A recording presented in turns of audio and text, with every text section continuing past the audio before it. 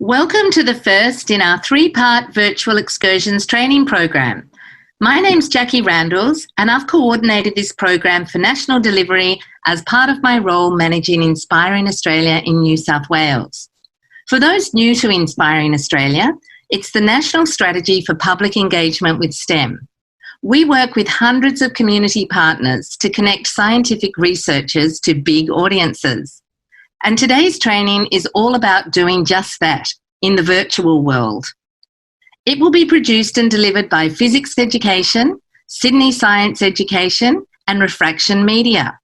And I'd like to acknowledge support from the New South Wales Office of the Chief Scientist and Engineer and Inspiring Australia's state programs in New South Wales, the ACT, Queensland, Western Australia and South Australia. It's our hope that with the skills you'll learn in this course, you'll be well equipped to deliver exciting online programs for National Science Week in August and at other times of the year. Do connect with the IA program in your state. Your state manager is listed on the contact page of the National Science Week website, where we encourage you to log your events as they're organised. Enjoy the training and please let us know how useful it is by completing the evaluation survey that will be sent to you after each session. Many thanks, and I'll now hand over to Ben Newson from Fizzics Education. Hi guys, welcome. We have so many people in this room and we are truly stoked, really happy that you can join us for this chat. Now, I also am so excited that it's right across Australia. So we're really happy this meeting is happening across Australia, and I really want to acknowledge the traditional owners and custodians of this diverse landscape and pay my respects to elders past, present and emerging, and through that to extend that all through to Aboriginal and Torres Strait Islanders everywhere. Now, my name's Ben Newsom from Fizzics Education, and we have quite a few people involved with this, and it's going to be quite a great chat. And feel free to use the chats throughout this whole session, but also send your actual questions through to us in the Q&A down the bottom of your screen, and we'll be able to help out with that the whole time. Now, I might throw out over to Karen Player, who I'd love to introduce. Karen Player, is it right if you go on mute and take it away? Hi, everyone. Very excited to be here today for all of you as well. It's going to be a really amazing journey that we're going to go on together. And we'll be seeing lots of Ben and I throughout the session today. But at the moment, I'm going to throw over to Heather for her to introduce herself as well. Hi, everyone. It's great to see so many familiar faces and organisations. I'm Heather Catchpole. I'm the co-founder and CEO of Refraction Media, a STEM specialist content company. I'd also like to acknowledge Aboriginal and Indigenous learners and all of the STEM that's gone on for so many thousands of years in Australia, and we look forward to seeing the STEM programs that you're going to be producing. I work on the production, design and development of virtual excursions and video conferencing engagement resources, and I also work as a presenter and moderator. I consult on the communication strategies for cooperative research centres, the Australian Association of Deans of Science, ANSTO, and many Australian universities. And I also run the Careers with STEM website and magazines. And I'm going to throw over to Stephen, I think, Bancroft from Virtual Excursions, who's also joining us as one of our panellists today. Yeah, thanks, Heather. How are you going, everybody? My name's Stephen Bancroft. My company's RVR Media. I've done a lot of work for Ben and for Karen with Sydney Science Education, and I previously did a lot of work at the Powerhouse, technical work, developing, installing, and integrating their online their streaming and video conferencing platform. So if you've ever been to the Powerhouse Museum and seen their broadcast studio, that's all my work. I'm here today just to give you guys the quick, I literally have quick 10 points that I recommend you follow when you do these streaming events. That's all from me at the moment. Did you, all right, so. All good, Stephen. Thank you very much for that. And by the way, I only did a short introduction for myself. Ben Newsom from Fizzics Education. Fizzics Education is a science education outreach company. We've been running since 2004, but we've also done virtual excursions for over 10 years. And I've been lucky to be involved in this world at a global level in lots of different ways through a Churchill Fellowship in doing this, as well as working with a number of the organizations who turned up in the chat, and we're really happy to do this. So here's how this is going to work. This is less formal than you might expect. We do have a structure. However, the question and answers we're going to help use to drive this and change this throughout the time. In terms of what we're going to do, we're going to talk about audio, that's for sure. We're going to talk about lighting. We're going to talk about just the sort of initial starts for a web conferencing essentials 101 sort of session. So the idea is that we will go through a structure, but there's a chance that we may sort of swish and move just a little bit. Now, one thing that does come up before we go too much further, and we would have all heard about this in the media, is child protection. Please have that first and foremost in your head, no matter what platform you choose. And let's be honest, there are over 100 web conferencing platforms. There are so many out there. Before you go live to the public, or even if you've got a private class or a private group of people in a pub, a library, wherever they are, please make sure that you've got child protection right on top of mind so that people can't get into your sessions and make it go bad. And what I mean by that is share things on a screen that no one should ever see. Share links to places that they shouldn't be able to do. Think about what would be happening in the chat, even just now, in the chat right now, in this session right now. We're all adults and we're all in a community of learning for STEM organizations. But if you go to the public, not everyone will play nicely, especially if they can find that public link and it's not password protected. We'll have a lot more information about this in the handouts that will come out after this program with Inspiring Australia. But just keep in mind that we have kept this a bit open so we can have a good chat amongst professionals. But when you run programs out to all over Australia and potentially beyond, just keep that head in mind. Now, we have also designed this around audience. Now, you might have remembered a survey that went out. A few of you have done it, a few of you haven't, but we did get a lot of responses, like 600. It was really cool. We have used that to shape the entire series throughout May and into early June. And as we take feedback, we'll also shift and change as we go along. We want this program to be dynamic. That's definitely the plan. It's based on real world experience. And it's also not about talking heads like right now. So Karen, anything would you like to add to that, Karen? Absolutely. Thanks, Ben. As Ben was talking about safety, I think that is really important. But thinking about your audience and what platform you're going to be using. So once you know what audience, what type of event, and then you decide on what platform that you want to use, it's then very important to test your settings to make sure that every platform you use gives you that underlying safety involved. And it's safety for you, all of your participants, and any children that may be involved as well. So I think there's a really big connection there that's important.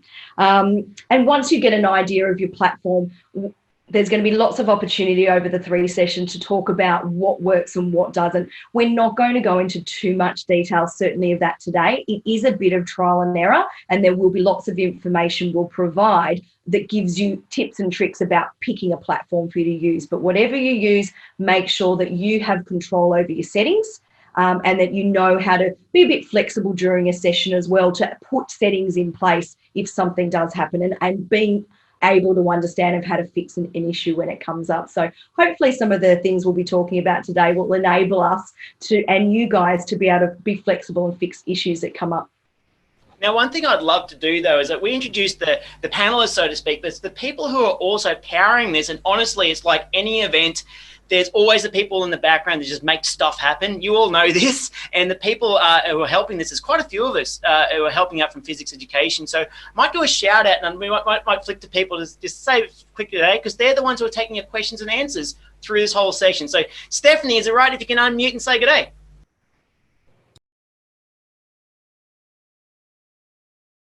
Hi everyone, sorry, typing an answer and couldn't see my my unmute button. I'm Stephanie, I'm joining from Wollongong. I'm a science educator with Fizzics Education, and like I said, I will be on Q&A and chat answering some of your questions today.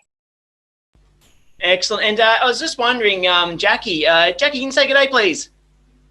Hi everyone, this is Jackie. I am part of the Victorian education team for Fizzics Education, and I'll be doing a lot of the technical stuff today with slide sharing and audio, and also some of the Q&A for you today. Awesome. And just to make it just a little bit more confusing, at one point we had 3 Bens at Fizzics. Currently we have 2. But Ben Zagami, you want to say good day, mate? Good afternoon, everyone. Yeah, I'm coming to you from Victoria as well. I'm a presenter from down here. And I'll be trying to provide any links to organisations or resources that are referenced by our presenters this afternoon. Absolutely. So here's the deal. Just when the whole point of this program is to design hopefully online STEM festivals that do wickedly cool stuff, not just International Science Week, because that is our focus, but right throughout this year and potentially beyond. So if you do large festivals, please consider the moderation side of things, especially when lots of typing and chatting that will come at you really, really fast. Now, one of the things that we have before we get into the lighting and the sound chat, we wanted to kind of frame the reality of this. Not everything goes perfect. It just doesn't. I mean, I've done thousands of programs at 4 in the morning, whatever it is, it's crazy. And you know what? Your audience will forgive you if you're upfront and about it. You may not forgive me now, maybe you won't, but at least if you say that things will go wrong, people get it. And also introducing people from a personal connection. We don't try to do the logo thing. We try to make sure it's connection and it's real. Now, one of the things that I know that's messed up for me once was I had this great session with a group of libraries out of Alaska. You know, because the time frame zoning is not too bad, they had an evening session. I had to come into work not too bad in the morning. It was like 7 in the morning. And I'd sent this PDF of what they should have in their rooms. So they could have experiments in the room. They could do activities. It would be engaging and fun.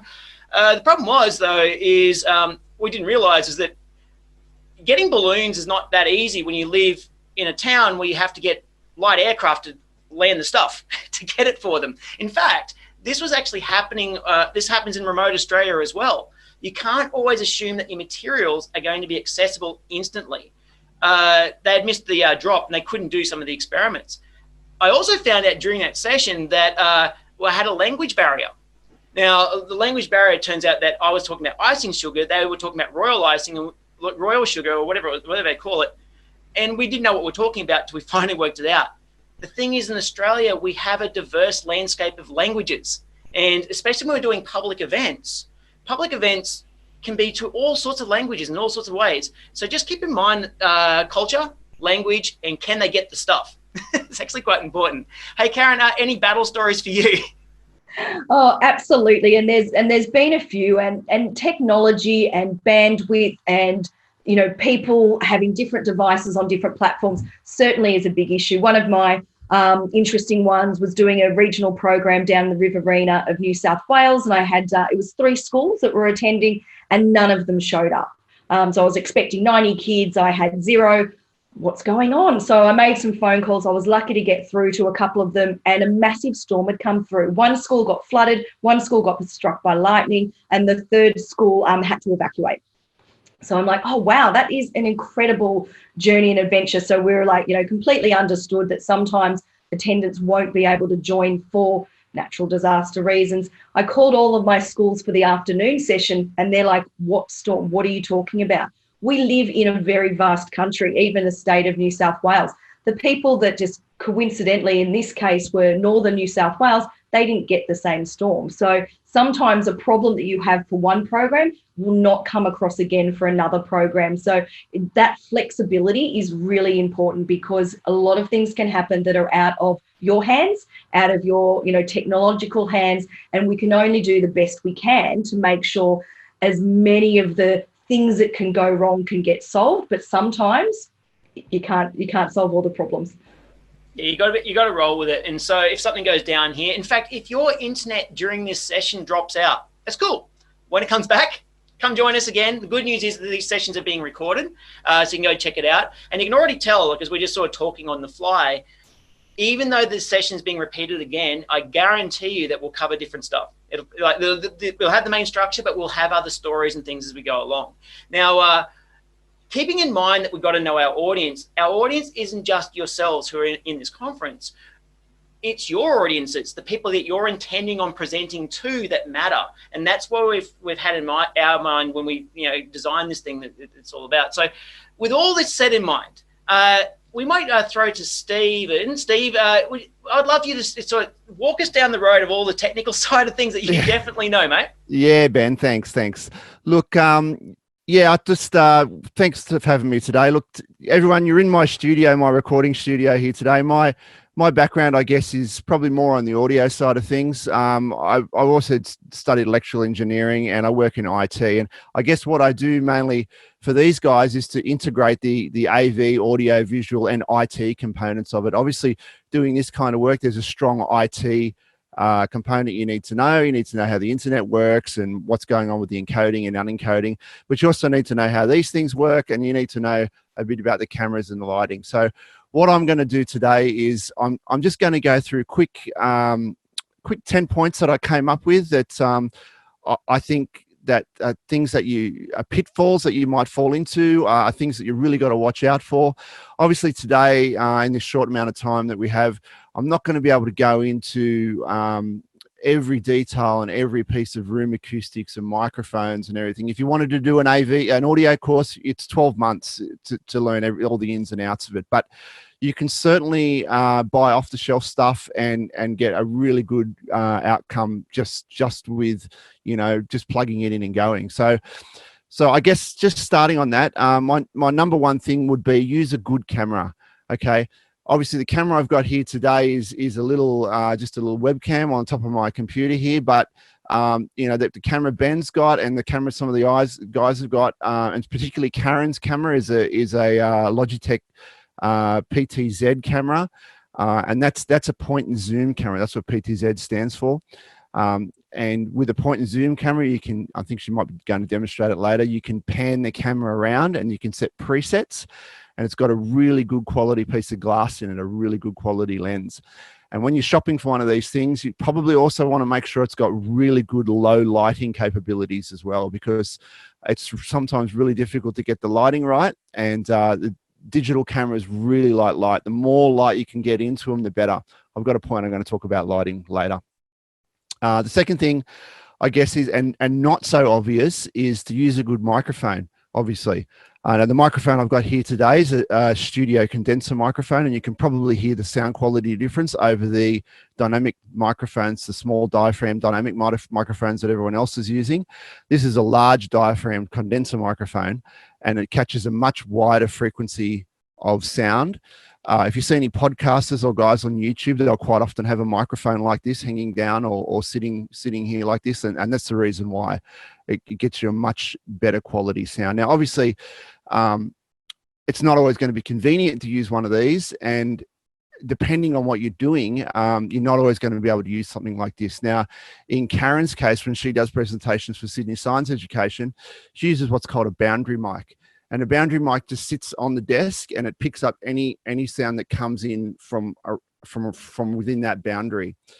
Obviously, with something like that, the microphone's further away from your mouth, and the further away from your mouth the microphone is, the less better the quality of the sound is going to be. You really want to get the microphone up close to your mouth. Now, your other alternative, and what they use in TV and broadcast, is called a lapel mic. And lapel mics just sit here. You might see on the news, they just see it hang off your lapel. And they can be really quite, you can get some really good results with those as well, but they can be a little bit finicky to use. They rustle on your clothes. You quite often have to use, they come with an RF unit, a wireless RF unit. You have to know how to use that.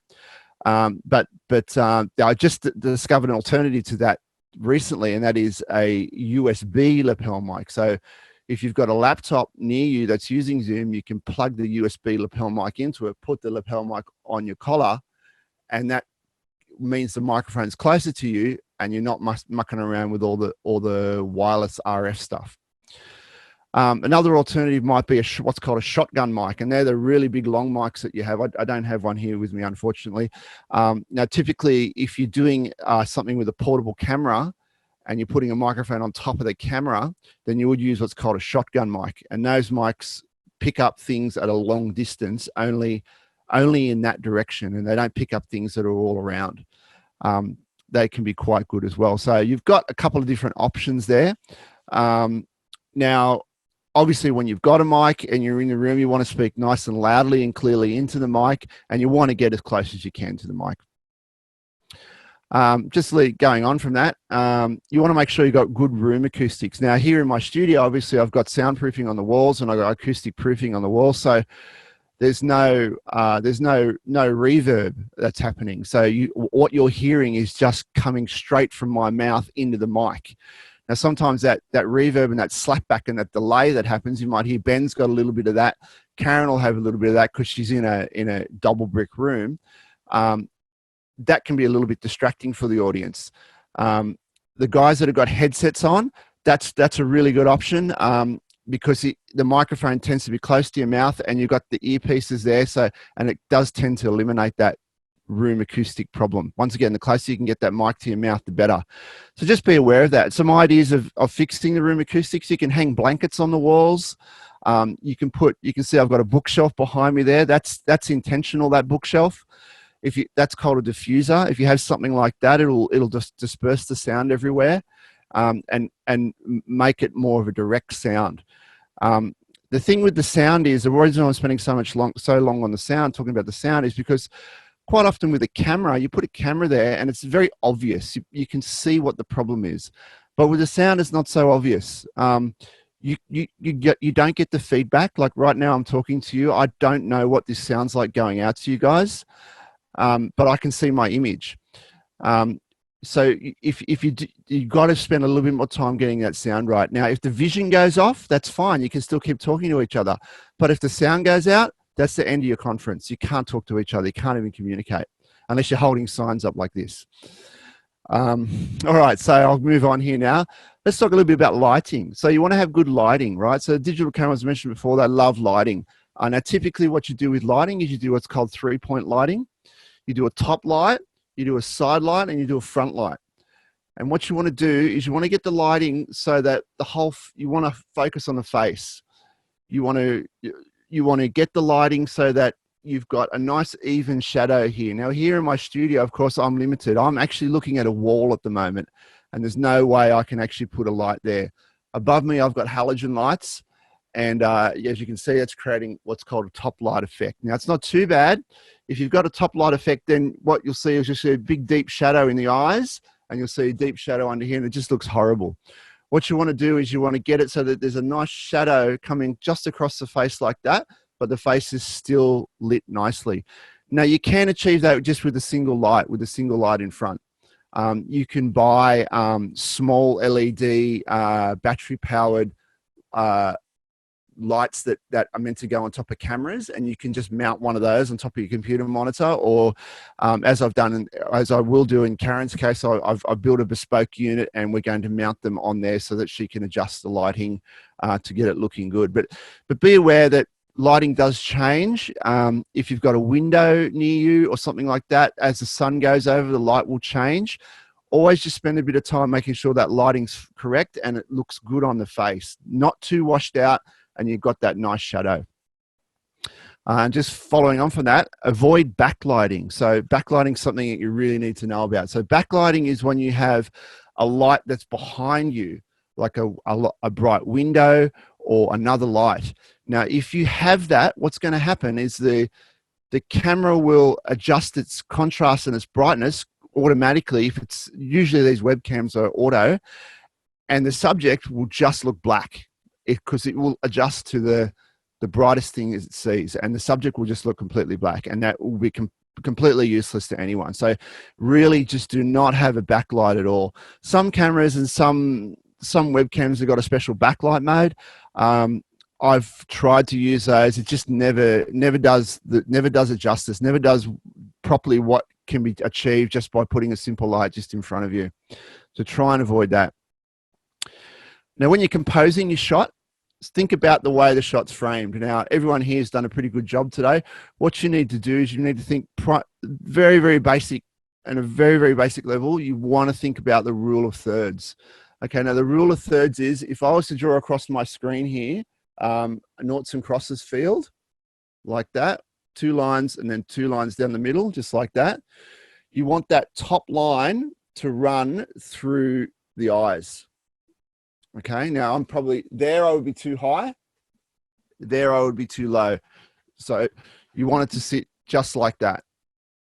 So it seems natural. The two side parts of the noughts and cross the screen, you want just here, so it evenly divides it. Now, if you've got two people, obviously they're going to be here and here. If you've got one person, they're going to be in the middle. And that gives you a way to divide the screen up to make it look natural. Right? That's the basic rules of composition. There are other perfect ratio and other ways of doing it. But I think for our purposes, that's really what you want to think about. Now, I guess the last couple of points I've got here is just more around the practicalities of things. If you're, I've done video conferences where we've had multi-camera shoots, and we put everything through a system called a TriCaster, and we've had to use tally lights and everything like a TV broadcast. And one of the key things that that's different about video conferences is obviously that reverse channel, that other people are talking to the presenters.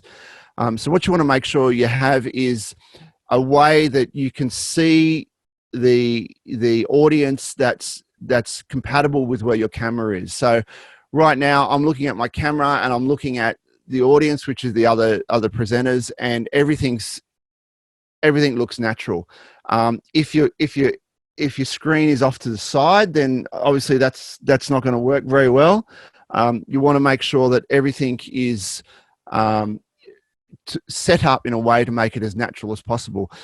If you're going to do a multi-camera shoot, which is a more complicated thing, the presenter needs to be aware of which camera they're working to. Now, there's a couple of ways you can do that, but it's not always going to be where the screen is. If another camera over here switches on, but the screen is here with my audience, I need to look this way, despite the audience being here.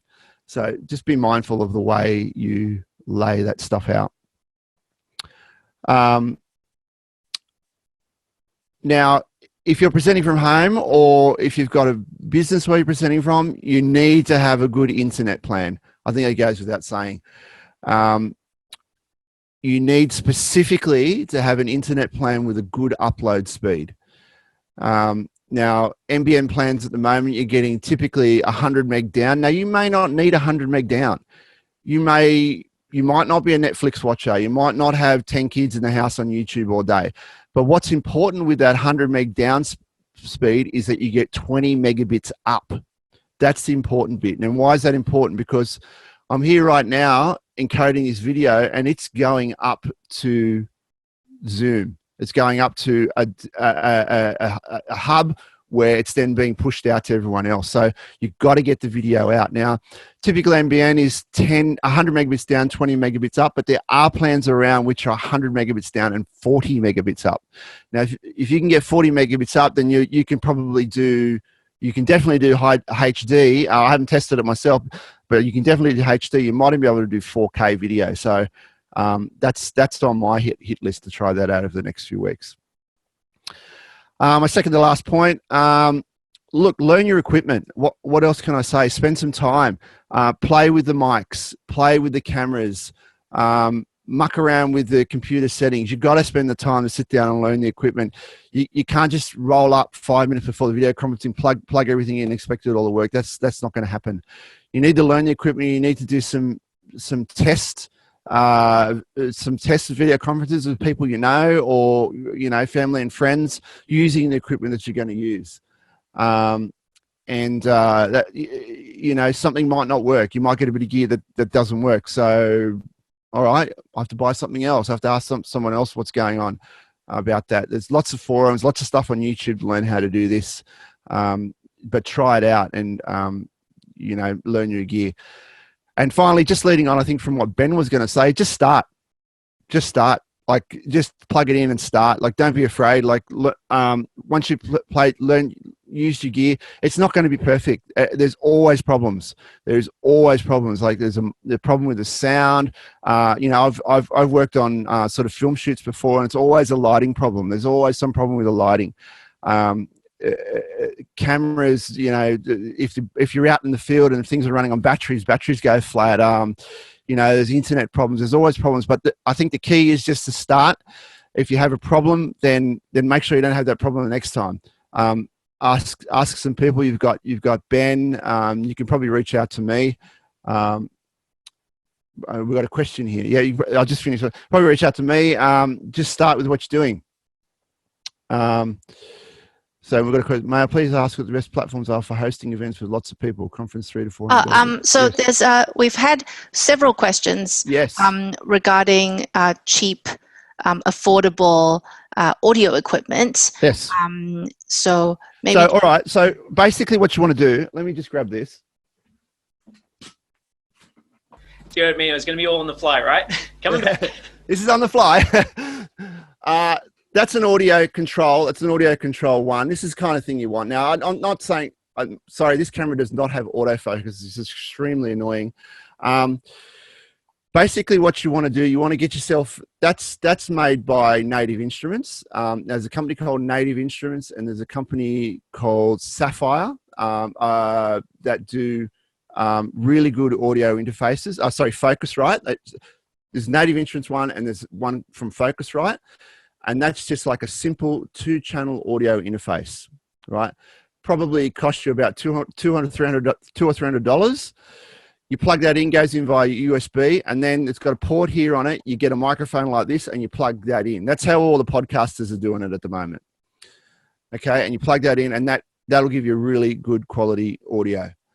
Now, if you want to go with a USB, now if you're not up to doing something like that, you can go with what I mentioned before, a USB lapel mic. Now, there's a company called Boya, B-O-Y-A, and they make a really nice USB lapel mic, and it sits here and it plugs into your laptop, and it just comes up as an audio interface. So with Zoom here, for instance, we can just tell it to use that audio, that microphone input. Any other questions? Yep, we've also got Cass is asking about how their live stream has new guest speakers each week from their homes. So they can't all get new equipment. Any recommendation on making it easy for them to look good? To look good. If you've got a modern laptop, then it'll have a pretty good camera in it. There's no doubt to say I didn't use my laptop. I do have a new laptop. I didn't use it here today because I wanted to do things differently. But if you have a good laptop, then it'll have a pretty good camera in it. And once again, it's about the lighting. Now, most older homes will have one light in the center of the room. And the problem with that is you get this top lighting effect, and it creates the shadows under the eyes, and it looks horrible. So avoid them doing that. Now, if they're going to be in a room, get them to open the window. If it's during the day, you want to get lots of natural light in. So get them to open the window, but have the window in front of them so that they're looking out the window. That way the light will come in on them, and it won't be seen as a backlight to the camera.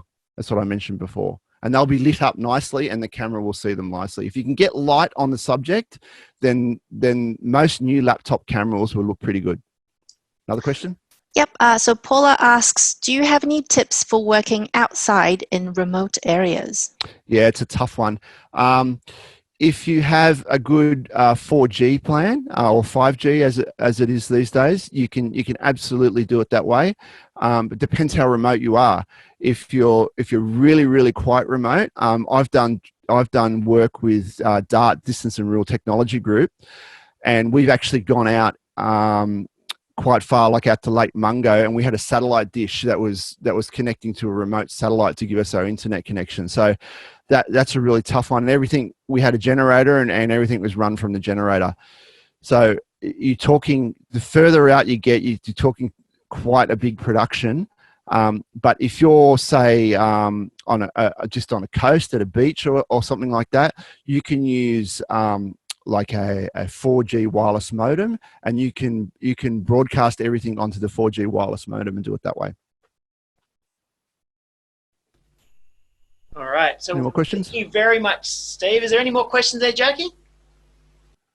There's just one more about connectivity. Jackie asks, what's the best way to plan ahead and deal with connectivity issues? Even in Sydney, my 5G drops in and out. Yeah, look, I was actually going to mention this when I talked about the internet before. Look, the best way is going to be a fixed wired service. You can't beat having a fixed wired service. Now, if you're using it on Wi-Fi in your home, you're going to have problems. It's going to drop out. The error rate's high. The latency's high. So what the latency means is there's going to be there's a higher delay between me and the Zoom servers, for instance. 5G, 4G is difficult. If you're going back to what we're talking about remote for, you can get antennas. You can get extension antennas that actually plug into the modem. If you're doing it from home, you can get an antenna as well. They're easy enough to find on eBay. Just look for a 4G antenna that plugs into your 4G modem. And then what I would do if I was setting that up, I would actually get an extension cable, run it out the window and put it on the top of the house. Because if you're in a double brick house or you're in a valley or something like that, that's going to attenuate the signal coming into you. And you really want to try and avoid that. You want to get all those obstacles out of the way and just have a nice clean signal coming in. So I'd be looking for one of those external extension antennas. Fantastic. Look, seriously, reach out to RVR Media after this, but also remember there are going to be a whole bunch of cheat sheets, absolutely, starting from very simple right through to not crazy over the top, because we could always just keep going and going, but the thing is most of us are stuck on a very short budget, especially considering what's going on currently, and so we are very aware of it. Now, just let you know too, you can totally ask questions throughout this. I mean, thanks very much for lots of questions coming in. Definitely the team will be able to help you out there. Now, what I thought we would do, and this is speaking to what Steve was mentioning, was, okay, here's the thing. I'm sitting in our video conference room and Steve mentioned there's a bit of reverb coming from here. It's totally the case. Because see that thing there? That green screen?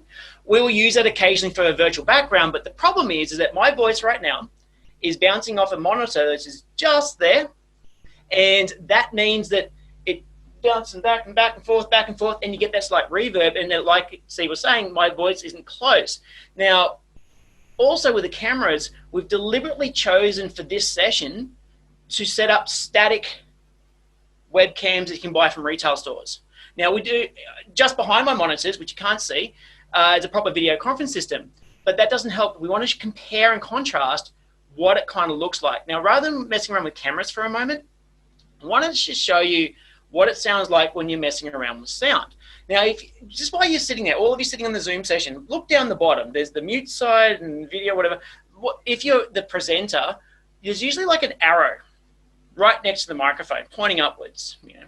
So if I click on that next to the microphone, what comes up for me, and I know you can't see that right now, is I've got a big list of all the different things I've got hooked up here. And I'm not going to so much move through cameras. I'm simply just start talking. So currently I'm going through a front mic. Okay, fine. I might go to this one here and start talking this way. Now, the sound has changed. 100% it's changed. And it's okay. I'm going to go to this one over here. And I'll keep on talking. And, you know, a little bit of a change. And I'll keep on talking again. And we'll go a little bit of a change again. Over and over and over. Now, these are your standard setups, which is kind of like your webcams. Now, what I'm talking about is honestly a webcam like that. The ones that have a microphone and a camera all shoved in one. And they do a pretty good job. But the reality is that they're designed to sit on a laptop about that far away from you. So you can do plug and play USB microphones, and as long as you've set them up in such a way that it actually just talks to your system prior to your conference, they're all happy days. The thing is, you can also run on the fly as well. Now, currently I'm running these simple microphones. It sounds okay, but it's not spectacular. So we do have a little plug and play USB microphone. Now, what I'm going to do this so you don't all get dizzy is I'm going to put this thing down, turn it around.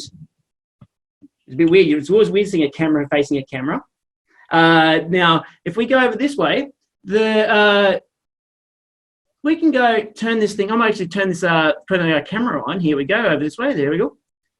Right, there it is. There's you looking at that. There is our other camera right there, right now. Now, if we look down, I can actually select that thing. So I go down, turn the thing on, and actually make it start reading. There's a stereo. Get the thing on. Now the little red light's turned on.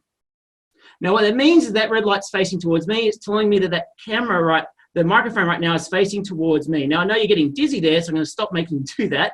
We'll come back, and now I'll go and select that microphone now, and now my audio changes again. That microphone is designed to pick up my room. There's slightly less reverb now, and it's suddenly been improved to a degree.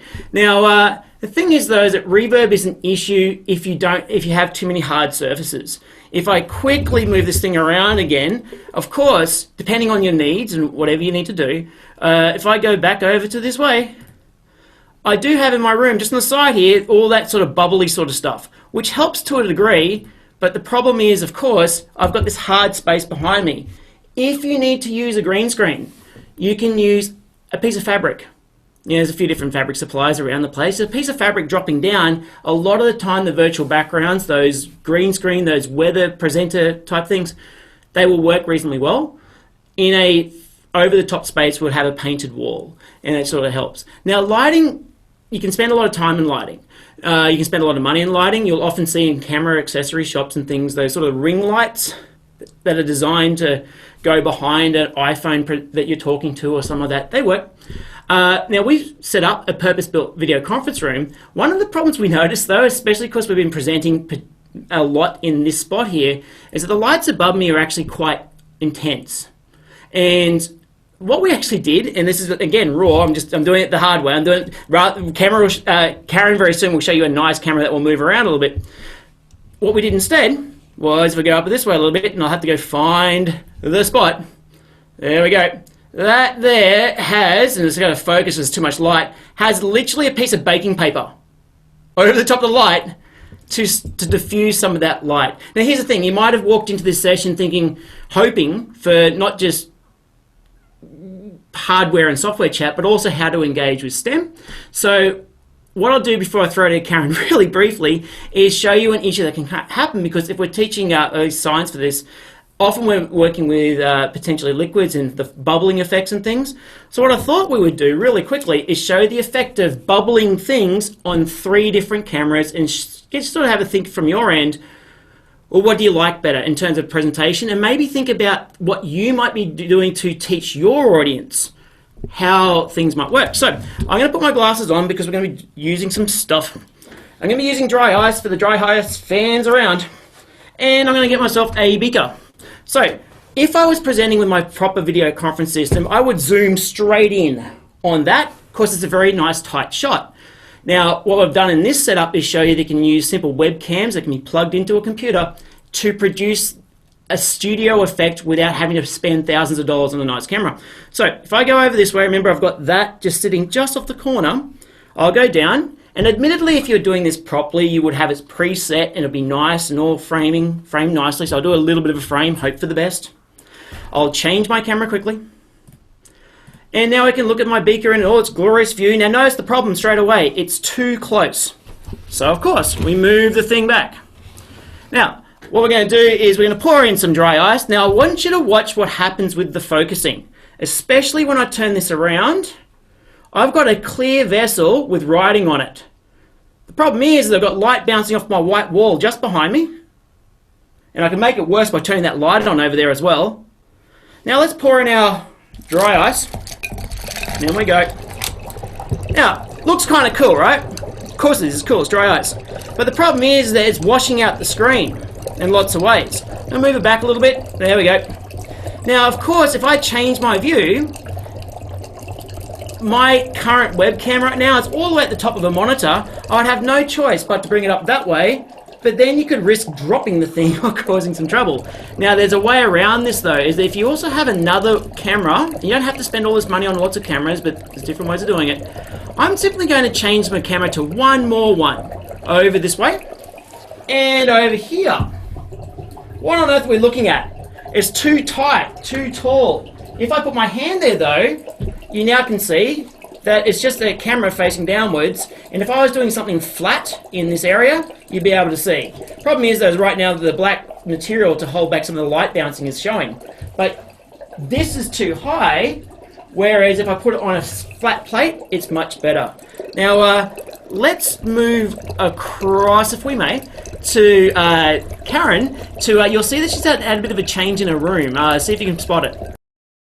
Hi everyone. So again, I wanted to follow on with some demonstrations of what Steve gave with that excellent technical information. Ben's done a great demonstration talking about the difference in audio that you can have and lighting. So you may remember my room looked a little bit different before. So during the breaks, I've actually taken everything out of my room and stripped it down to a blank canvas. My window's closed. I'm getting the overhead light like Steve was talking, creating shadows. A door over here, I've got nothing soft in my room, my audio's bouncing around. So this is the empty room. Now, it can be really useful if you don't want to show anything personal. Now, for a lot of my programs that I deliver, I use the props in my space to help theme my topic. And also then I actually have a camera that can zoom in, and I'll use those zoom ins to point features out and do it a little bit like the weather girl talking to something behind me. So I wanted to strip out the space to see what a difference a room can make. Now I'm actually in a really small room and I've got quite a tight shot. So if I did the whole room, I've got a door here, a door there, a window here, a bookshelf behind me. You can see the nice shadow that it's causing as well. And what I'll do is come back in about 10 minutes or so, or 15 minutes, and I'll have reset this room again with different lighting. So I just wanted to be able to show that how those things can make. And then I'm going to demonstrate a couple of positives of having a camera that can do presets for when you're doing lots of things on your own in, say, a science show or an activity. And I'll demonstrate some of those camera techniques that you can use as well. So just wanted to give you that blank canvas. Think about what it looked like at the beginning. Think about what it looks like now, and I'll transform it. And you'll get to see that shortly. Absolutely. Now, we really want to make sure we keep this snappy and give you a chance to ask questions throughout these sections. So briefly, we just talked about lighting and sound, really, and maybe messing around with camera views in certain ways. I can see, Jackie, we've got a question in. What's up? Yes, we do. So Melissa would like to know what the best platforms are for hosting events with lots of people. So for example, a conference with maybe 300 to 400 delegates. Is Zoom capable with this large combination of both audience and presenters? Sure, I'm happy to take that. All right, so conferencing platforms, there's so many. There just are. Okay, so here's the thing. It comes down to what interactivity you want to have with the people. But also, how many people have you got to help support your event? So right now, we have roughly 200 delegates, and people are asking questions here and there, and there's a public chat happening off to one side. It's fairly calm and relaxed to a degree. We don't have too many crazy questions firing fast. But if you think that your audience is going to be well engaged with whatever it is that you're doing, in this case, you might need more resources than we currently have. If you generally think you're dealing with 300 to 400 people, you're now left down to doing some polling, and we will do some polling through this session, whereby people can answer questions and you get to see what everyone's thinking, which you can talk to. That can actually work a treat. Or you need moderated chat through Q&A, because what happens if you watch that chat right now, because I can see it to the right of my screen, right now you're all typing fairly calmly. Now, I've run sessions with like 70 kids in a room, in a session. They're all over the world. And these kids are rapid firing. They're going so fast. And there's only so much you can look for. So how about we say, yeah, Zoom's one of them. I mean, there's another one which is run by Zoho, Google Meet, Microsoft Teams, Skype, there's lots of them. What I do is firstly check out what others have done. I know that's a bit almost like a slide way to get away with a question, but check what other people have done and see if you're happy with it. Did it work for what you're planning on doing? Also check in the back end. They'll say, what are the capabilities for the price that you have to pay? There's often free, a small cost, and then the over-the-top cost. Obviously, the over-the-top cost tends to have the more bells and whistles, which is a double-edged sword because you can get lost in all the functionality. But the real thing is, can your platform handle 400 delegates? Not just because they can let them in, but is the platform actually stable? What I mean by that is it likely to crumble because they've never done it? They're pushing their limits. Now, Zoom can handle thousands of people. So can Zoho. So can Google Meet. So can Microsoft Teams and a few others. They can handle it. If you're going to go crazy version though, eventually it becomes a live stream, which you might talk a bit more later. Cool. Any other questions there, Jackie? Yep, just one more question from Bianca before we go to the break, I think. I've seen a lot of influencer ring lights online. Is this worth buying for this sort of thing? Yeah, if you want to look like awesome, like I don't have one. One of our guys at work, Rusty, has one. He's listening in. He's got one. They're really cool. The ring light is a nice thing, and I actually think Steve might be able to speak to this in some ways. But I mean, that's often put directly behind the camera, and there's perfect light comes through.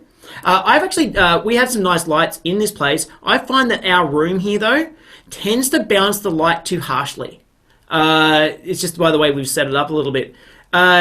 Start off without spending the money first. Steve, do you want to speak to that further? Look, I've not used one, but I can tell you with my experience, if you use a single directional light like that, quite often two things happen. It's not usually diffused very nicely. So what by that, what it means, it becomes very obvious that it's coming from a single direction. So if you can get one that's got a diffuser built into it, like some sort of like your grease paper idea, then that will probably be okay. The other thing is, if you have a single light straight in front of the subject, what quite often happens is you end up just with a white. There's no texture, there's no depth on the face because there's no shadows and it's all the same color. So that's one other danger you can run into. That's where the side light, that's why I use the 3-point light with the side light. Once again, getting the shadow, a nice shadow across the face. If you use a single light, you could run into that problem. Absolutely. Now, here's the thing. We are going to deliberately have a very small break. It's not because, hey, we want to go get a coffee, though let's be honest, coffee is always handy. This is actually important for a large session, especially if you've been going for a long time. I want you to imagine that you put together this online STEM festival and there's people coming from all over the place for not just a day, but several days. They need breaks, they need lunch. So what we're going to do is a very short break, and we'll put like, we'll come back at X time, or that'll happen. But have in the back of your head going, right, how will you bring your delegates back? Because once you let them go, they may not come back, which is actually the risk. We're taking a risk in this session because you guys might have other things to do. Now, we are totally going to hang around in this chat anyway because we want to make sure we can answer questions. I can see there's one about networking between keynote sessions. We can see that. But if you do want a break, Jackie's going to soon put up the holding slide, and please be, thanks so much, Jackie. We'll be back at 2:08. That's very precise, Jackie. You're not a scientist at all, are you? But look, perfectly, you're welcome to have a break now. Please be back on time because we will start, but we will also hang around in this chat to make sure you get the most out of it. You're welcome to have a break, but we're going to take Q&A throughout. Awesome. So please ask questions as you go. I'll stop talking now. Enjoy your break. Go get a coffee and tea or a Milo or whatever it is. Okay, so everyone there, we got a few people sort of coming on in again and whatnot, and I'm just going to go over to here to stop a spotlight for our friend Steve. Yeah, keep dropping out. We're on break for a little bit. We'll give you another minute or two. A minute. Oh yeah, Jackie, go ahead, Jackie. I think we've got a really important question here from David that I think, Ben, you can help us answer. David asks, do we need to think about having signed permission slips or waivers from principals or teachers or parents for children to participate in live streams? Yes, I'm going to give you a story that goes even deeper than the standard school. I've presented to juvenile justice centres. Now, those kids are not allowed to be broadcast ever.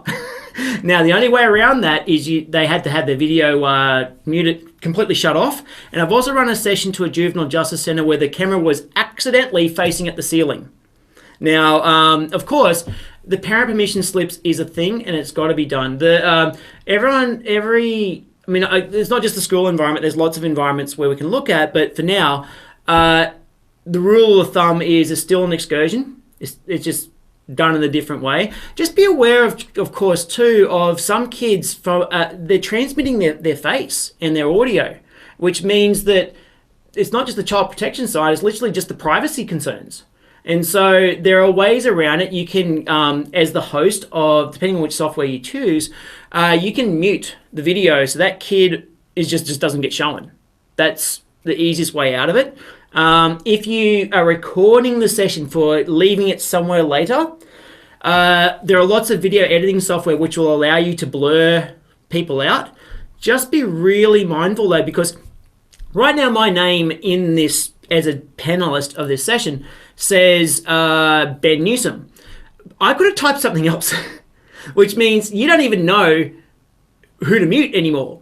So it is certainly one to be careful with. Sometimes it's worth just speaking with the other organizations, get their idea about what they want. We always are on the side of whatever they want, we'll do, plus what we know is important too. That's probably the best way to answer. I hope that helps. Now, I am also aware we do have a lot of other questions. Now, the team, I saw a lot of them in the Q&A. The team will type back to you for sure. And we are going to extend the session past the 90 minutes for at least a half hour where we can Q&A totally, because this is like a world we really love and we want to support you. But Heather is going to help us out very, very soon, and so is Jackie. We're going to go to Jackie first, though, because Jackie has been doing a lot of moderating around this session already, but she honestly, with the team at Fizzics, have done a lot of moderating through a lot of holiday programs and has a lot of experience. So, Jackie, would you like to have a bit of a chat? Sure. So with a session, for example, such as this one, we have quite a few attendees, and what we found when we did holiday programs and running VC sessions, webinars with large numbers of people, is having a moderator is really, really useful. And this moderator can be like me, just sitting at home. I don't need to be on site, and basically to allow smooth transitions and for the session to run effortlessly as much as possible. Having a person who is doing all the tech stuff behind the scenes, sharing, screen sharing, getting all the video files ready, spotlighting, changing the spotlight, muting, doing video stuff, the controls, is actually really, really useful for the presenters to concentrate on doing their presentations. It's also good if you have, like us today, we have so many people that we have other moderators who are focusing on answering your questions or putting links in the chat, or in the case of doing this with the public, maybe monitoring for misbehavior and removing participants that are not supposed to be there or are breaking any rules that you've set about behavior and conduct. We've also found that moderators are just really good for morale and support. So whenever we've presented to children and you don't get this visual feedback of how engaged the kids or your students are, being able to see your moderators off to the side kind of following and laughing at your jokes and going along with any sort of demos that you're doing is really nice to have that visual feedback. And even if you are doing your virtual excursions off-site outdoors, you can still have a moderator who's sitting at home so that you can deal with what's happening on-site, and they can do all the camera switching and helping you so that you don't need a keyboard or a mouse directly next to you. And we have done this a few times with live crosses in our sessions to other locations with other demonstrations going on. It was really useful. And we've got a few things that moderators are also really useful for. We've got polls. Is this a good time to bring up a poll and just practice? Let's go with a poll. I reckon that's a great idea. Okay, so while we've all been using Q&A a whole lot, which is how you guys ask panelists questions, panelists can also ask attendees questions, and we can do that with polls, which you should be able to see popping up on your screen now. We've also found it's really good to read out the questions. Have you used Zoom before? It's a multiple choice, so you can pick more than one option. Yes, for work meetings. Yes, I've attended webinars. Yes, I've used it for social events. Or no. The good thing about reading out the choices is if you've got attendees who are dyslexic or any other issues where reading the options can be an issue, then hearing them is really good, and they can guess sort of in order where they're coming to. Awesome. I can see on my screen, and all the panelists should be able to see this, it's live. I can see the results coming in live. I can see that over 70% of attendees have voted, and I can see how many answers in which of the answers. Now, if you are coming in from a browser instead of the Zoom app, you will not be able to see the poll. You have to come in on the app to be able to see the poll. But that's okay. If you're running a big event, we tend to say it at the very beginning of a session so that they have a chance to jump out, download the app, and jump back in. So if I end the poll now, I can share the results, and you will be able to see that on the screen. You can choose to share the results. We could choose not to share the results. That is entirely up to you. You can see that most of us have used it for work meetings, but people have attended webinars and used it for social events. And a small portion of us have never used Zoom before. There you go. We think that moderators are super useful. If you are able to have a colleague to moderate for you, we highly recommend it. It takes the stress out of things, and it just helps with the smooth running of your video conferencing. Do we have any questions regarding that? Yes, Jackie. So someone asked about tips for solo presenters, and Karen is going to address that in her section later on. But we also have a question from Cass Rolls, who'd like to know, do we recommend having a tech person separate to a moderator, so 3 people in one, or can a moderator also be the tech person? Okay, so for the way that we've run it, it's entirely dependent on the number of people in the webinar. So far, if we've only got maybe up to 30 people in a webinar, then we only have 1 moderator for tech and for typing. And that appears to be sufficient unless you've got a really, really interactive crowd of kids who just have a million questions each. Otherwise, we tend to separate the duties out, and also that way we can make sure that we're not doubling up on duties, and we don't have moderators answering the same questions with contradictory answers. So that's something that we definitely have been careful about. Any other questions, Stephanie? Yes, Luke would like to know, can you ask open-ended questions in Zoom polls? Can you get a text response? No, not that I know of. So what we have been trying to do is to give lots of options.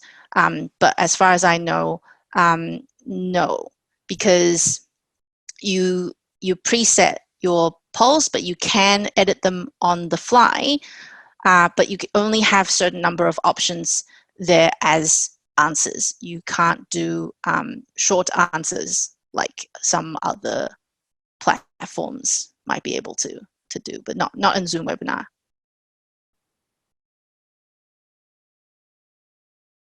Any other questions, Stephanie? No, I think we're going to pop back to Ben. No worries, cool. And just let you know, I've played with a couple of ones that actually do allow short answer. I've been playing with Zoho Showtime, does a little bit there. And there's a couple others that do this too. But the only issue is, though, is you've got to get that data as the presenter, especially if you're a solo presenter. I mean, Karen's going to talk to this soon. I've done a lot of solo presenting. There's only so much your brain can handle, and also so much you can read. So that can be handy as a feed of short answers, which are then dealt with from the moderator side. I've seen people use word clouds before. I mean, back in the old days, I saw people use Twitter 10 years ago to do this too. So it all depends how you want to go. Now, I am also conscious of time, so I'm going to throw to Heather, please. Heather, you've got a lot to help out with our virtual backgrounds. Yeah, thanks, Ben. So, you'll all have noticed that Ben's sitting there making it look easy against his green screen because he already has a setup ready to go and does a lot of these virtual presentations. With COVID, we all got thrown into a situation where we were having to, act professionally and present from non-professional environments. So virtual backgrounds are one of those options that you can use to hide your homeschooling children, your pets, or your messy room, all three of which I have going on from my house today. It's not for everybody, but it can be a really great way to brand your event as well. So you've noticed that we've used here the Inspiring Australia image and logo that we've been using throughout these presentations. You can create something like this, which you just only need to create one tile. You can use it for your whole screen. You can then use it for video if you're going to record this video and use it for an intro and outro. Use it for your virtual backgrounds. Repurpose it for a holding slide on YouTube Live if your event is live streaming. Use it in your social media. So it's a useful element for branding as well. I guess one of the things you want to think about is the tone that you want from your presentation. So when we were talking and hearing from Steve, there was a real sense of being brought into his studio.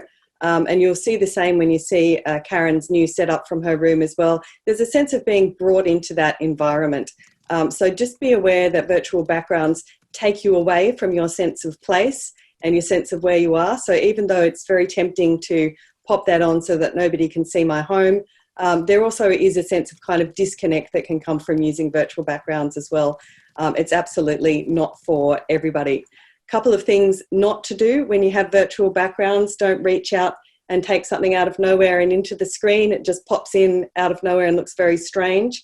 So just be aware that you have this space. Try and gesticulate in front of your body. It might feel, you might naturally be someone who hand waves, but you get a terrible laggy effect with that. So try and keep yourself quite constrained and not move too much as well. So we've all found that presenting online is a very different experience. When we're all taught to stand on stage with our power stance and use our arms and use our space in that way appropriately, all of a sudden we're now back to just sort of staying in this one space and presenting from that as well. And that's even more true when you have a virtual background. Very simple tool to use. Not all video conferencing and webinar software will support this. You'll also need a computer which has Intel Core i5 or greater. Otherwise you get a really weird effect where your face becomes the virtual background and the virtual background itself doesn't work. So if you do want to pop one on, you just go down to your stop video sign on Zoom. Microsoft Teams has a instructions to do that as well, and we can share the link for that. Choose your virtual background. I've some that I've created before as part of the Careers with STEM. Just be aware when you do include text onto your virtual background that while it displays appropriately for your audience, unless you choose mirror my video, it's going to look mirrored to you. So just be aware, and as is best practice, always be aware of what your audience is seeing.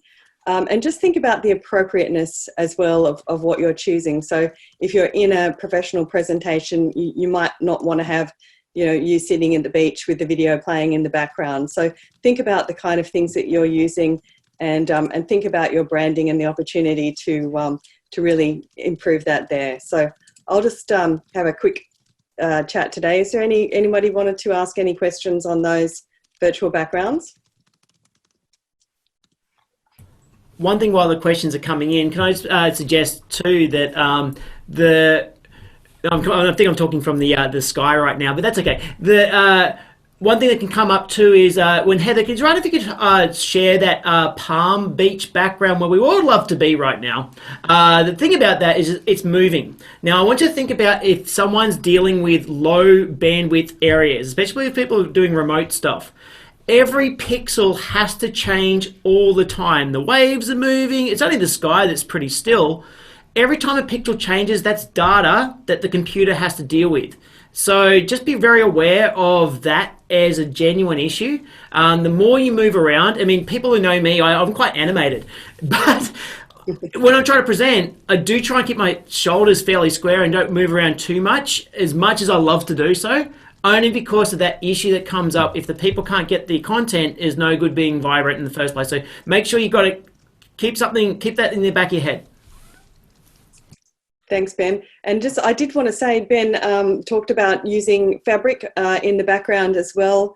That can be easier said than done. I certainly tried to do it, draping it over an artboard and this and that. A lot of the webcams that we're using just off desktop have quite a wide view. So buy lots of fabric, you'll need it. Jackie. Questions for Heather.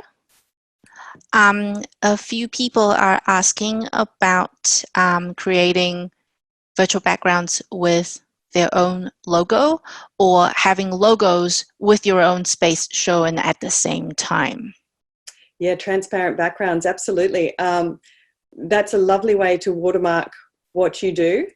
There's no reason that you can't create that as a PSD. I haven't tried it. I haven't tried it with Zoom, so I think a little bit of an experimentation there. The other thing that you can do with Zoom is you can have that, you'll have seen at some stages of this conference, you can have that second panel sitting there. So you can use your second screen to be like a logo display as well, and have that sitting there so that you have some nice branding on that as well. Ben, would you like to pop in? Yep, sorry, I just cancel the spotlight. Okay, some people in the survey at the start mentioned products that deal with that sort of problem. One's called OBS. There's another one called Wirecast. There are things that stitch these things together. Steve talked about a TriCaster. Some of your organizations may have these things. Only thing is you're adding more complexity into your programs. So test some more, and maybe test again. Cool. Another question, Jackie. Yep, also about virtual backgrounds. So Raylene asks that her computer doesn't allow virtual backgrounds. Any advice? Do they need a new computer, or is the camera card, or just a replacement plug-in camera? Yeah, that's it just won't work with some computers. There's not much that you can do to get around that if you are using a computer. And as I said, you can do a lot just with your background as well. You'll see when we throw to Karen next that she's actually making the most of her space. I have a very wide open space behind me, but Karen set herself up so that she's against a wall, has a couple of props as well. I've seen some terrific presentations from Parliament and from the Women in STEM Ambassador, and she's doing the same thing, just using a small amount of space and just thinking about how you can fill your screen with mostly you rather than the background. And just last question, David asks, what difference does having a green screen behind you have on the virtual backgrounds? Yeah, I'll throw to Ben for that one because he's obviously got his green screen working better than mine. Okay, so this is, I'm going to feel like it's a confessional now. I've been doing this for 10 years, and this year is the first time I've really actually used green screens. I personally feel there's a personal thing, and people yell at me at this point, but the thing is that green screen can almost take over your presentation. There are plenty of people who will use slide decks and all the rest. You can totally do that. You can present a bucket load of stuff. Just keep in mind that if that's how you present all the time, and especially if you're in a space where you can't but use a visual screen, you use what Heather was saying, definitely use that space. But especially from a science context, thing with a lot of this preparation from Inspiring Australia is the science context, the STEM context with engineering and tech and mathematics. The real is just as much as important. The actual object held up to camera is just as important as the thing. And so I might flick to Karen, who might be able to talk a bit about that. Excellent. Thanks, Ben. And that's a really great follow-on to the idea of the virtual background. So I've made a change. I've got my window open now. I've got some light actually coming through another room that you can't see. I do have an additional light, and I've reframed my room. It's slightly different to what I had before. But first of all, I'd just like to zoom out and sort of show you what this space is. I'll zoom out as far as my camera can go. So what I've got over here, this is actually my office space on this side where my window is. Kitchen door. This is a really small space. But what I actually did was divided it. If I can scroll down, I've got a little table from Bunnings here, and it was about $30, and it means that I can, instead of having facing this way into a big space, I've been able to turn myself and put myself in a small space. So even if you are on a laptop, actually have a real think about if you can turn yourself into a corner, if you can actually move maybe on a table or a small chair and actually create a smaller space. It's a really good option. Probably not a big thing that you want to do if you're doing meetings and and you are going to use virtual backgrounds. But if you want to include your live background, it's really good option. And it's not difficult to do. I did this about 5 weeks ago, and funnily enough, I thought I'd have to move it back and forth every time I did a session, but it's now stayed here. There's enough room for me to get around, and I find it really, really useful having this space. It's only about 50 centimeters deep. I didn't need a big space. The other options that I brought in, we mentioned before, is the camera as well. So I've already been able to show a little bit with presets, and I want to show what else you can do. Now, this is off-the-shelf camera. It enabled me to have a couple of camera shots. This one is locked, so I know that when I turn on, I'm about here. I can move my chair around a bit, but I'm generally here. Very much like Ben and what Heather was saying before, I move around a lot. This is the first time I've done a big conference like this sitting. I usually walk around waving my arms around, and so it is a real change. So being able to give yourself a space that you're constrained to, it helps you not wander off screen and things like that, and it keeps the message there. So I've done a different setup to what I had earlier. Now I'd like to show you the joys of the presets. Now, a lot of the sessions I do include live animals or demonstrations like Ben. So I think I might start with a frog this morning or this afternoon. Now there's often a little delay waiting for it to pick up on the focus, and that again is with the automatic cameras. It takes a little while to adjust. So here's a green tree frog that's one of my pets. It's been the star of my conferences from home, because I can't take this frog out when I do incursions, but I am able to use it when I'm in my own home. So he's been very handy, making kids very happy. And this is the joy of if you are a solo presenter. By me having presets, I can do multiple things on my own. I think what we've come for lots of the discussions today, as we refocus back on the main screen, if you've got a large number of participants and you're having your chat and your Q&A open, you can't do it all yourself. For sessions like this, when I deliver to kids or to community, up to 30, I can easily manage on my own. I can keep track of the chat, or I may decide that I want to have the camera view on, making sure I'm ticking all the privacy boxes, and actually having kids physically raise their hands and say, okay, Johnny, what was your question? So I can engage and pick up on the feedback that's happening on in real time. But as soon as your sessions get large, it's very difficult, and then bringing moderators in. So right at the beginning, when we were talking about your audience, what kind of program you want to deliver, that really is the questions to start thinking about. On what platform you want to then deliver. Do you need to have moderators? So really knowing your audience, the type of program is the first place to start, and everything about room setup, technology, moderators, all hangs off those questions. Let me zoom into another friend of mine that I've got over my shoulder. And again, I'm using my space here, and I've got my stick insects having a great little lunchtime afternoon tea snack. So I can then talk to these, I can point, I can engage with them as well. I also love to use these as a holding screen. So if I'm on mute and I've got a camera shot of the stick insects here, I can then do something else and get ready and prepare. I can use this if I want to have a break or get the people in my session to do an activity. So I don't need to necessarily involve a computer.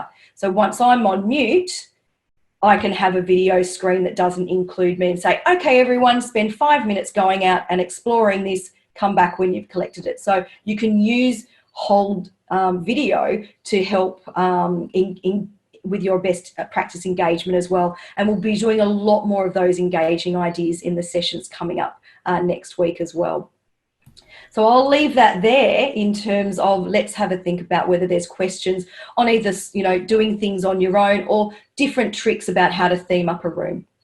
Absolutely. Now, here's the thing. It's effectively the formal conclusion of this session. However, we are hanging around for a good half hour. We're more than happy to because we love this and we really want to be able to help you out. But by the way, thank you very much to Inspiring Australia. They're the ones who are able to pull this all together really rapidly.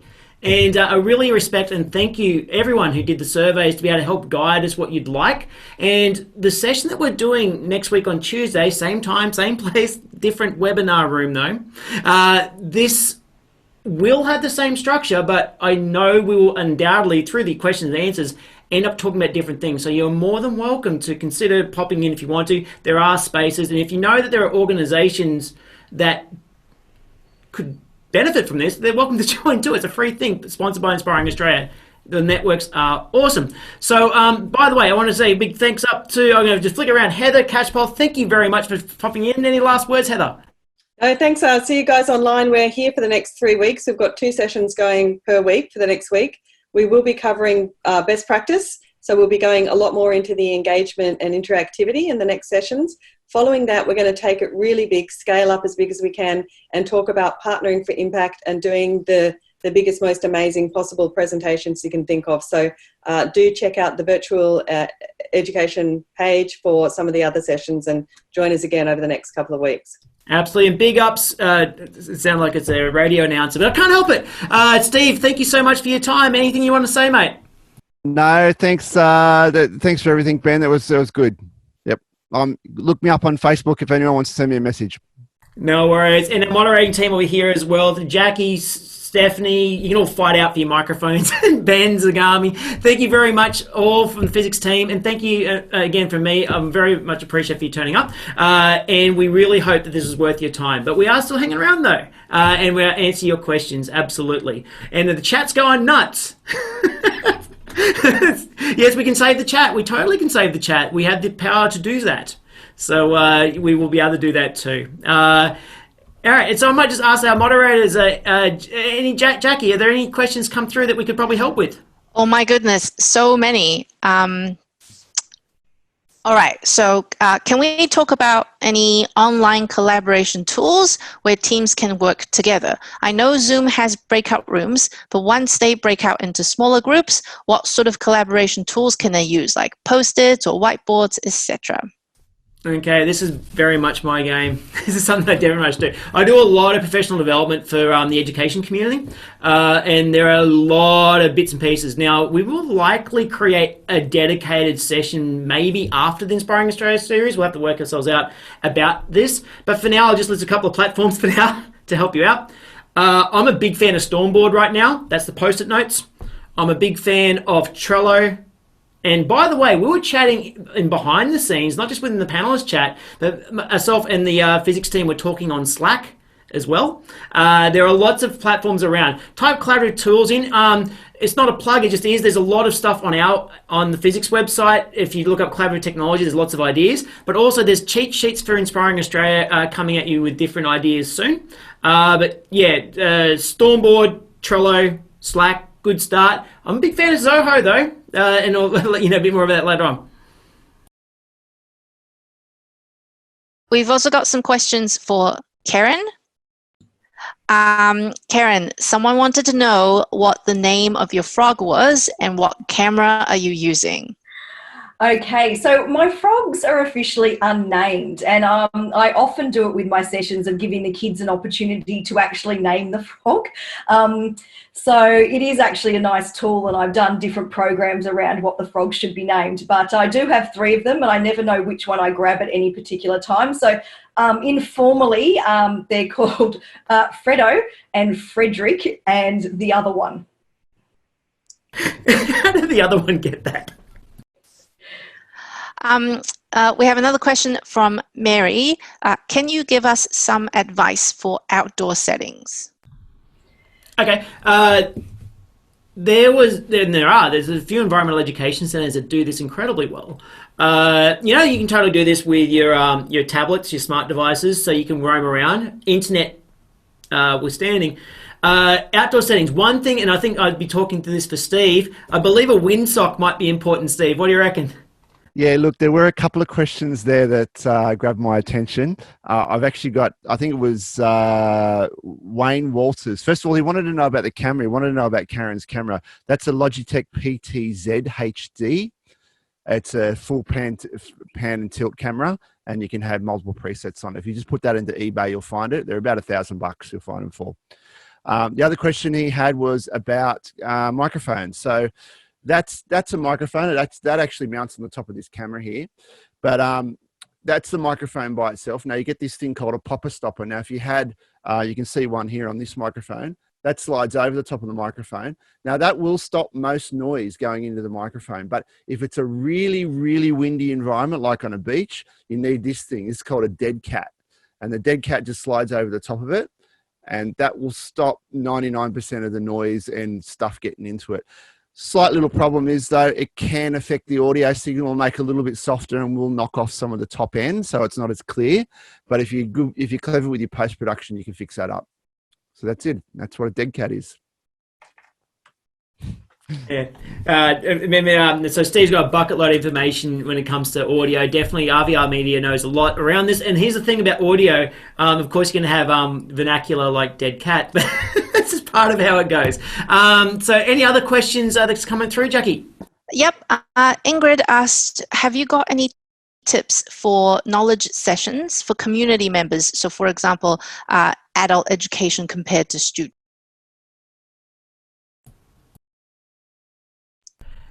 Okay, so adult compared to student. Here's the thing: we've all, not all of us, but most of the people in this group have done some form of presentation in the past to adults and kids. The digital environment. The only thing I've noticed, because I've run programs to retirement homes, I'm a naturally fast speaker. I get in trouble for speaking too quickly.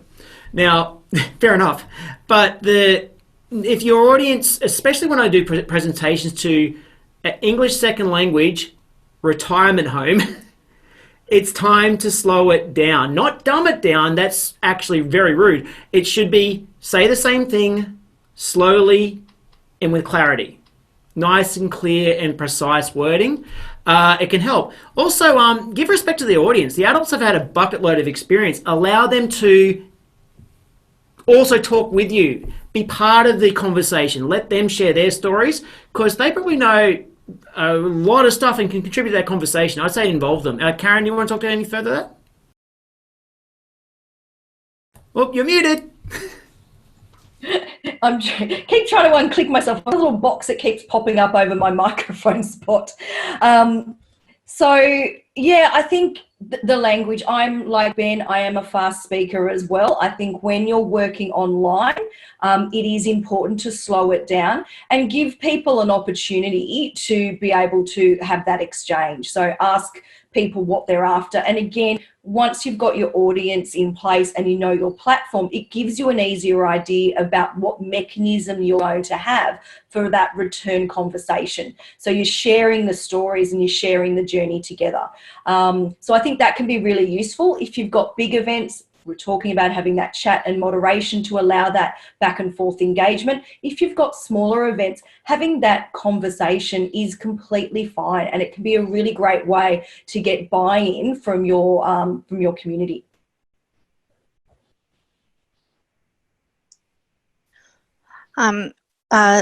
Karen, while we have you, there's questions for you as well. I think someone was wondering, Richard was asking, do you suggest a particular camera for videoing animals in aquariums?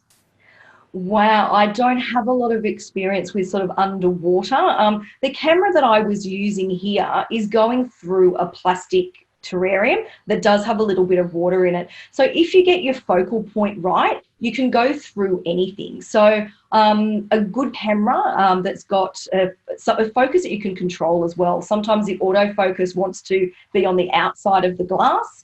But if you can then manually push it through, you may be able to get a really great shot through. If you're looking at being inside the aquarium, there are lots of, I think Reef HQ up in Queensland, they actually present video conferences. They've been doing it for decades underwater. They've got a presenter a dry presenter on land, and they've got a cameraman and a diver that they work with. So it very much depends on whether you want to be underwater, so you need a waterproof camera, or whether or not you just want to be able to get your focus length through that glass. So something that you can help manually focus will allow you to do it from the outside in. Steve might want to add on that as well. Yeah, any camera that's going to shoot through the glass. If you want to get an underwater camera, it's going to be quite a bit more complicated because you need to get the feed into Zoom. I'm not exactly sure how you would do that. But yeah, if you're just shooting through the glass, as long as it picks up the focus, yeah, I wouldn't see a problem with any the PTZ that you have there would be just fine. I just want to add to this. I did a really quick Google search. We can throw some links later. I'm pretty sure you could hook a GoPro to it. And I agree with what Steve just said too. Think about how's that signal getting to the system. I mean, we can do a fancier thing down the line. Yes, you can pair to iPads remotely and all the rest with certain things. But the water gets in the way. I actually do know National Maritime Museum, now the Sea Museum, presented on a boat, and the boat was rocking. And if the boat's rocking, so is the satellite dish. So you got to think about, well, how is the data? And they actually overcame it, but they had to do it with gimbals. It was quite a fancy setup. So yeah, definitely underwater is interesting. It's been done. Just think electricity and water. Careful. And secondly, the materials themselves, are they going to do your best thing? Test, and test again. And Google a bit. Something that just occurred to me, Ben. Canon make a camera called a PowerShot G7, and it actually has Wi-Fi capability and can connect directly to services like YouTube. So if you get an underwater, I just did a quick Google, and you can get an underwater housing for that camera. So you could put the G7 in the underwater housing, do the Wi-Fi connection, and then connect directly to YouTube. I think that would work. Obviously, then you'd have to worry about sound. Yeah, I like it though. I honestly, so we're literally just making it up as we go along. That's the nature of this game. It often is. That's theoretically possible, and I'd want to try it. I actually think it would work. I think so. And actually, now putting up the point there, I mean, Reef HQ is an amazing space. Just be aware that there's also several hundred video conference providers globally. They've been doing this for, 10, 15 years. And there is a community of excellence of which is around Virtual Excursions Australia is collecting a lot of the Australian content providers who have done this a lot of the time. There's some resources there to definitely use, as well as what's going to be put on the Inspiring Australia network for sure. Later on in this series, you'll get to meet some of the people globally who've been doing this for quite a while, and they've got some great perspectives too to learn about too. All right, it's cool. Any other questions? We've got quite a few questions for Stephen. So would you like to answer those questions, Stephen? Yeah, there was a question there about editing, about video editing. So I guess once you've recorded and then you've got this big long spiel of people talking, you want to edit that down into something digestible. The big editor that everyone seems to use is Adobe Premiere, but it's a bit of a beast. It can be unwieldy at times, and if you don't have a very spec'd up computer, it can be slow and kludgy. But you can use it by all means. Adobe now have to get that software, it's via subscription, and you've got to pay this monthly subscription, $40, $50, $60 a month to get that. So that might be a bit unwieldy as well. If you're not going to do that, then I recommend looking at another piece of software called Sony Vegas. It's been around for a long time. It's really quick, easy, simple editor, really easy to get into. I think it's a few $100s to buy. If you're going down the free option, you might want to look at a thing called Lightworks.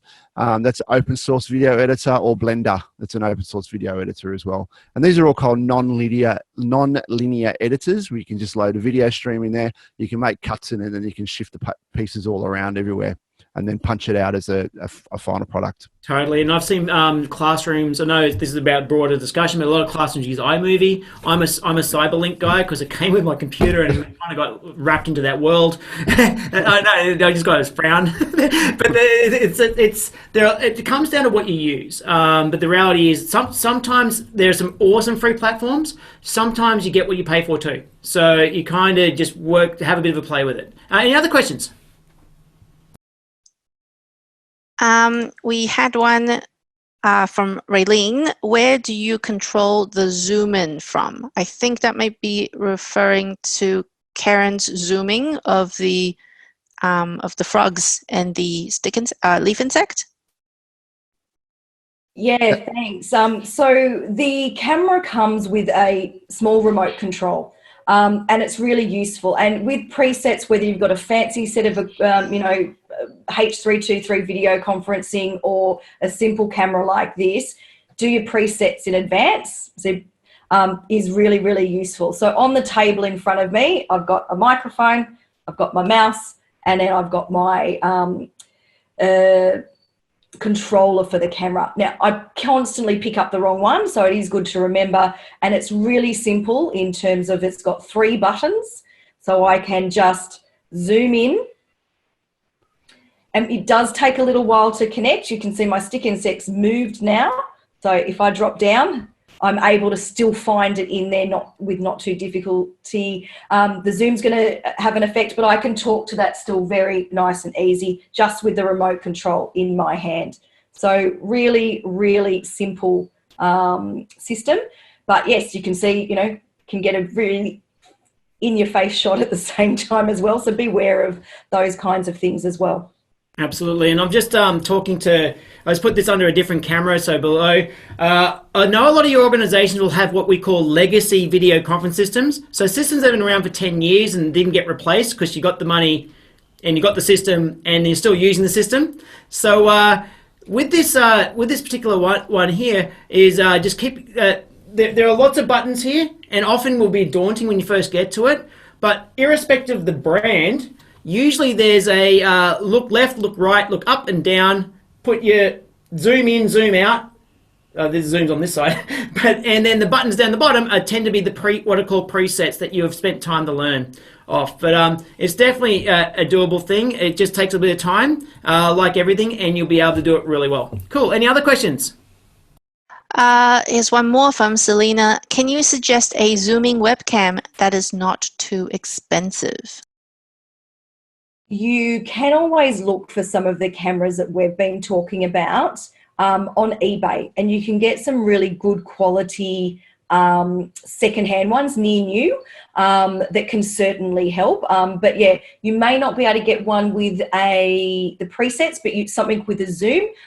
So that's what you're going to search for, sort of webcam with zoom, and you just need to have a little look and a go through. But I'll see if Steve's got any recommendations that he can throw in the follow-up information. Totally. Can I just throw in there too? I've spent 10 years using the zoom and pan cameras with the presets. It's so strange going to staggered setup cameras, but it was designed for this discussion. But you can totally do it. But the main thing is, no matter what you're doing, make sure that you talk to the camera that is actually talking, that you're meant to be talking to, not over here somewhere, because it's never cool. So that's just a good thing to know. But those point and shoot ones are great. We had a really great question before in the chat. And this is the problem with questions in chat, is sometimes we lose them. But what's a good time length for engaging children for sessions? Not this length. Though, they're going to say, though, that we ran a 3-hour session multiple times throughout the holidays. We just broke it up into 45-minute sessions with a 15-minute break. A lot of coordination can be done. Generally, most sessions for kids are between 30 minutes and an hour, usually. But there's no reason why you can't do it. And there's providers all over the world that have run full-depth programs whereby they present for an hour and then the kids go away for 2 hours and do a thing and then come back later on in the day to present the thing. So it all comes down to how you design it. I'd like to just add to that as well, Ben, and we will cover this a lot more in terms of best practice engaging not only, you know, younger audiences but adults. Most of the sessions that I've been running for the last 10 years for kids, and this can be all the way from kindy to high school, you know, on average is an hour. But if you are engaging and able to throw stuff to them, so, you know, even with my frog there, I've got something live, I often will feed it on camera, you know, I'll get the kids to have a look about how many fingers and toes it has, and I get them to yell at me. I know that sounds weird, and it's great when you've got kids at a school or at home now and they're screaming poo out to the screen because you're talking about stuff that animals do. Now, I think it's hilarious, and I love it when parents go, oh, what's going on? Because then they get a little bit engaged about what their kids are doing. So I get the kids to make frog calls with me. I get them to look at their hands a lot, you know, so opposable thumbs. Everyone get your hands up. You know, what are these? And there's really simple ways. And you can get adults want to do these engaging things as well. So don't think that just because you've got an adult audience, you can't have fun with them as well, because you find that they want to do the things too. But as long as it's not a talking head for 40 minutes and you have opportunities the same way as you would engage with a live audience, look at the things that you know you do well when presenting and see how you can adapt that for a digital audience. Yeah, we've been talking heads the whole time through this session, but by blipping up new people each time, that alone is an engagement tool, and we'll talk about that more. Any other questions? I think that's it, Ben. We're all done. We get an early mark. A couple of minutes. Look, thanks very much, everyone, for coming along. Again, much appreciated for Inspiring Australia. Much appreciated for you guys hanging around for the chat. It was really cool. We are doing this all again because it's so fun. So we're going to do this on Tuesday, next week. If you haven't signed up, or if you know people who should sign up, go visit the Virtual Excursions Australia website. Though also there was an email sent out by Inspiring Australia or various state managers. Keep an eye out for it. I mean, even just type in Virtual Excursions to see what rocks up in your mail, whatever email you use. They are there. If you haven't got them, we'll put that into maybe a link into an email subsequent to this.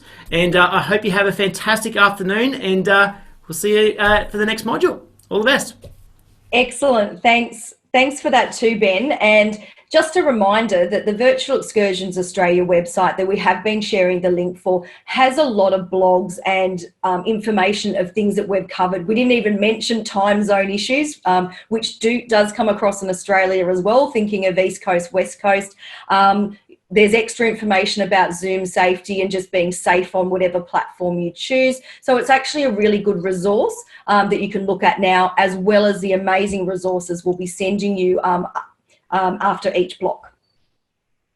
Awesome. Thanks very much. Much appreciated, moderators, panelists, and people. Have a great afternoon, guys. And Jackie, we'll end up the day. Thanks so much, everyone. Thanks, everyone.